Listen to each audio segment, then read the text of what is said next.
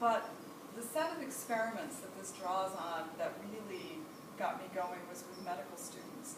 So they did an experiment at a medical school where they took the big biochemistry course, had 2 sections. And one section they taught the standard medical school biochemistry too, which is like drinking from a fire hose. It's everything, all of it. You should have seen everything. And they just poured it out. And these are students who are really good at swatting up that kind of information, right? They have gotten to this stage in their careers as students because they're very good at doing that. So they are the cream of the crop at that sort of gathering up information, whether it's important or not, whether it has a context or not. They just soak it up and spit it back at you. Excellent at that. Now what this translates to in the clinical setting, I have no idea, but this is the setup. The other section, somebody sat down and said, let us prune the material. We're not going to cover everything. We are going to cover some key things and we're going to take the rest out. And we're simply not going to even talk about it. And so it's not as if someone just took the course and took the last quarter of it and said, done, throw it away.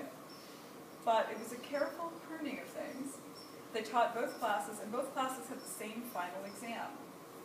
The class that had been taught less knew more. They did better on the final exam. And there have been a number of other similar experiments, but this is the one that sticks with me because I'm thinking these are the students who would be best able to learn in that type of environment, and even they benefited from the pruning.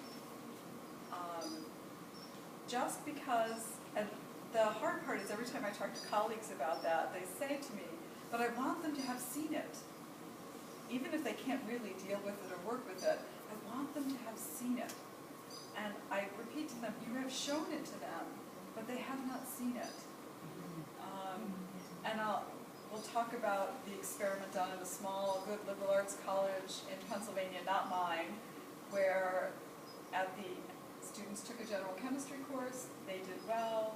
The following year, they recruited a number of them and a number of students who had not had the general chemistry course, and they gave them all a test about chemistry. And it didn't matter whether they'd had the course or not. Right? So they had, isn't that painful? It is really painful because we think they have seen it, they have mastered it, they have moved on, but under those particular circumstances, they can't resurrect much.